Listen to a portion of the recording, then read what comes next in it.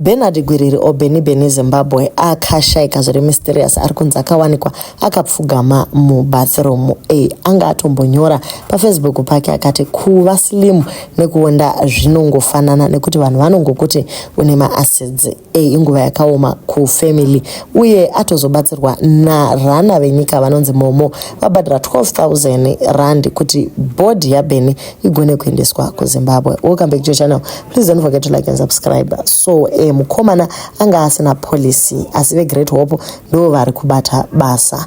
Pane shamwari yake yakanga yaswera naye musi wacho anonzi Martha ati iye taiva naye zuro mufunge takatoparadza tichinomusiya kumba kwake kuma7 akasiya foni yake mumota.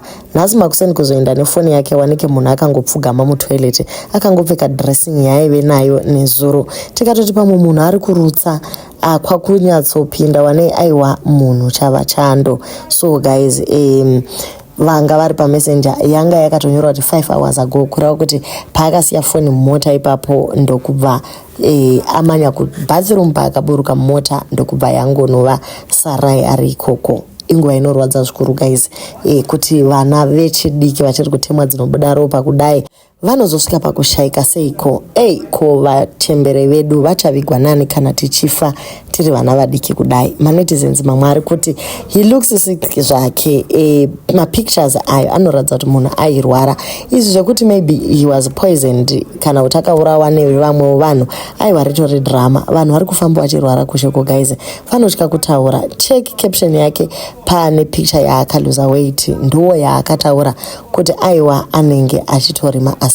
Guys ngatimbotaura nyaya yemaacids iyi hamusi kumanzwisisa maacids. Tinogara kutaura pano indakambomaita maacids iwayaya guys unosiya sadza ende chero uchitofa unenge uchitoti Mwari ndibatsirei ndife ndizorore nekuti aiwa ndarwadziwa zvisingaiti. So new disease hatizivi kuti iri kubva nei pakona ipi chaizvo kana kuti zvikafu zvatiri kudya here kana kuti zviri kubikirwa imbwa kana kuti zviri kusanganisigwa chii kuti titi poloni mavhiyena kana kuti chii hatisi kuziva. Asi chatinongoziva ndechekuti pangori nezvinhu zvakawanda zviri kuuraya vanhu.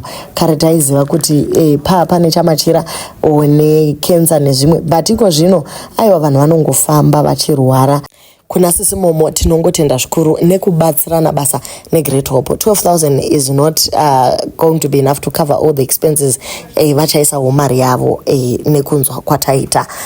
Uye tiri kuti isu zvakare kune vanhu joinai mafuneral policy whether izororo Pumulani kana kuti whatever policy that you can get, please do so. Pane kuti kana wazoti d pasi wobva wada kubata vanhu nkunzi kuti vaise mari dzavo. Asi ini zvangu ndiri kungoti handiti izvezvi ndiri mupenyu kudai hapana chero mumwe uri kundipa chero yedhirinki. Saka pandinoti d paya aiwa ndo pavachacontributa zvavaifanira kucontributa nguva yese.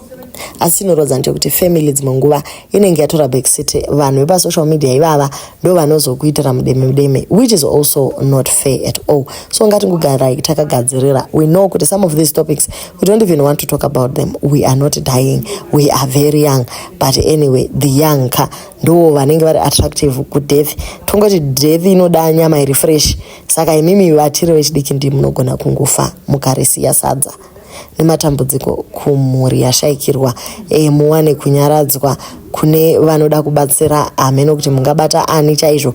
Asi mukaenda kumapages ake Beni Zimbabwe you will get something or maybe links to help if you feel like helping.